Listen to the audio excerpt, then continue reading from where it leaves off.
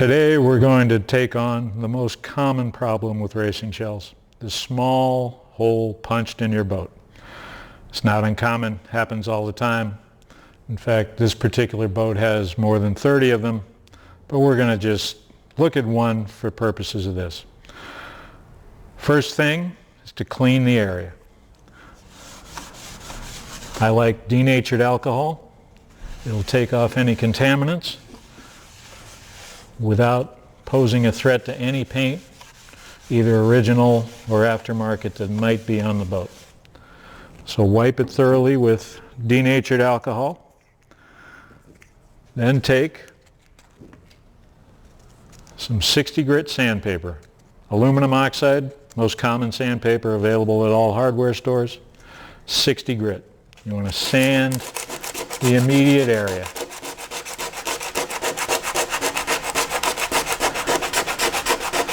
The goal here is to remove the paint and create a smooth, shallow dimple that you can put your repair into.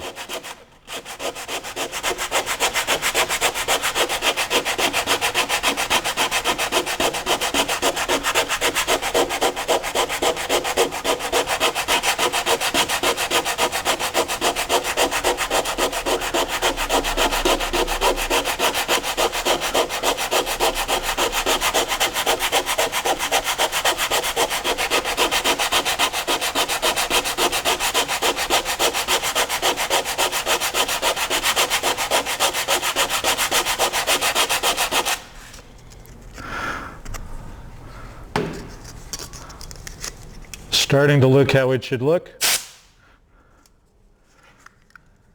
You can see the crunched area still has its paint because that's the deepest spot, but then it's feathered back. Here you can see the glass and the carbon. This boat has glass over the carbon, so it doesn't look so black, it looks a little more gray. And you can see this thin layer of here of just resin. Then the gray layer is the primer and the white is the paint. So you can see how it's been tapered back, but you do want all of the paint removed. So I'm going to take a utility knife and scrape the paint that can't be sanded.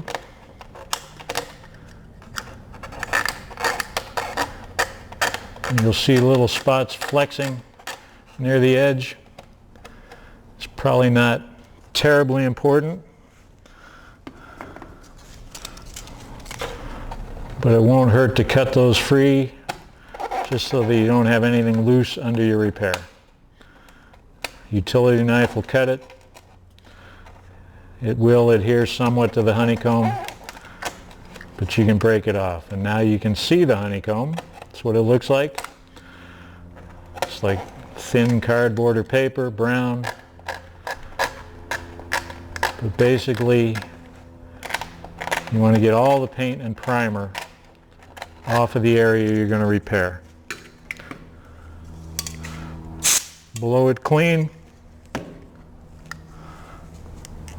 Wipe again with the denatured alcohol. Get all the dust off of it. Now, we're going to skim that area with polyester body filler. Most common brand is Bondo. Bondo has become a generic term. Any polyester auto body filler will work. I've never run into one that was terribly different than all the others. If you've never worked with polyester body filler, there are a series of videos at bondo.com explaining to you how to work with it. So I'm not going to go into it here. It is pretty simple, nothing to be afraid of. Mix it well,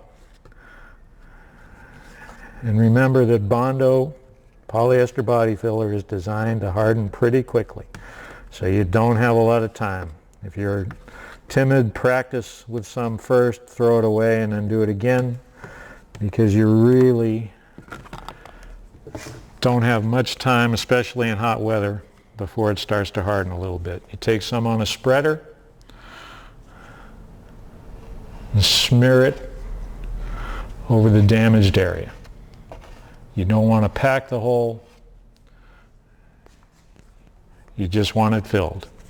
Now it's going to take 20 to 30 minutes to harden. Always allow 20, maybe 30.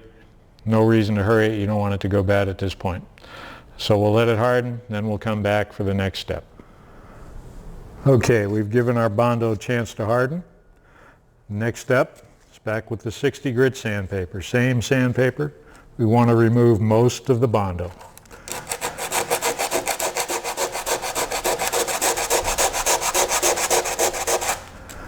Again, our goal is a small, shallow dimple that we can put fabric into for the repair.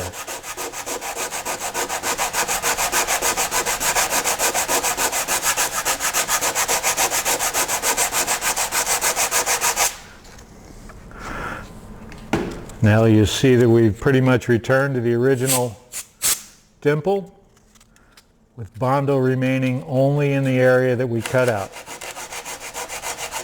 Our goal here is a smooth, continuous surface, slightly depressed.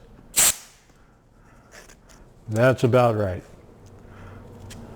So if you feel across there, no hard edges.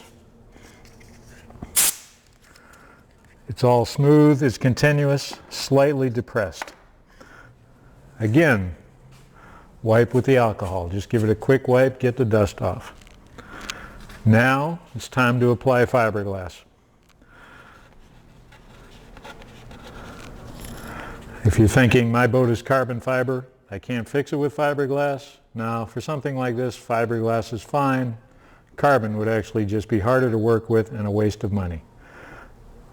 I like 6-ounce tight weave. I get mine from Aerospace Composites, acpsales.com. Any 6-ounce fiberglass will probably work fine. I just like the tight weave from ACP Sales.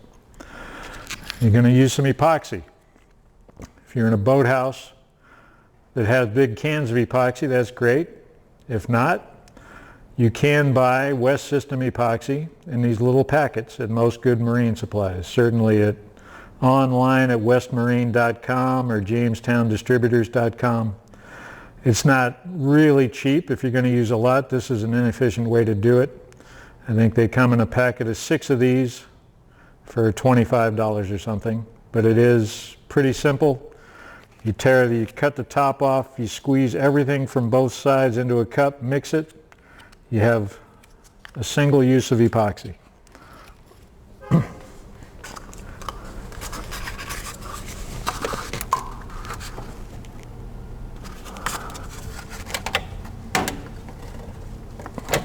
You need to mix your epoxy pretty thoroughly. It takes a little longer to mix epoxy than it does to mix polyester. Be careful. Mix carefully, scrape the sides of your cup. Try not to hold it in your fist, especially on a hot day, because the more heat you gather up into the epoxy, the faster it's going to kick, the less working time you will have. So mix your epoxy thoroughly.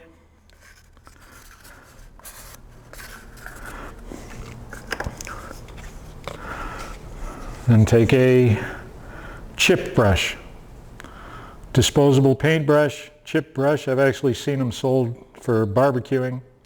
You want natural bristle. You don't want a synthetic bristle. You don't want nylon or polyester. They're disposable. You're not going to clean this brush and use it again. You're going to use it once and throw it out. All you want to do is wet the area. You don't want a lot of epoxy. If you have a lot of epoxy, the glass will actually float into the liquid, and you don't want that. You want fiber on fiber contact.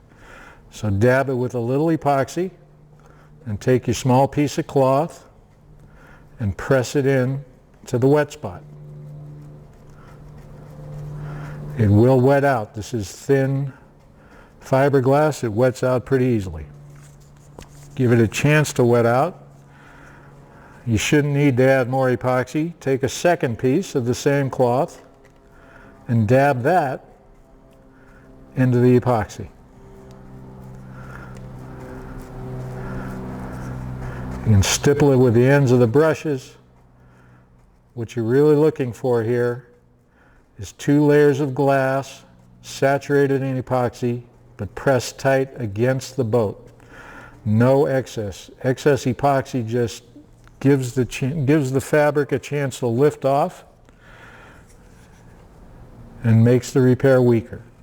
If I'm concerned that there might be too much epoxy, I take a second brush, a dry brush, press it down. That will absorb any excess epoxy.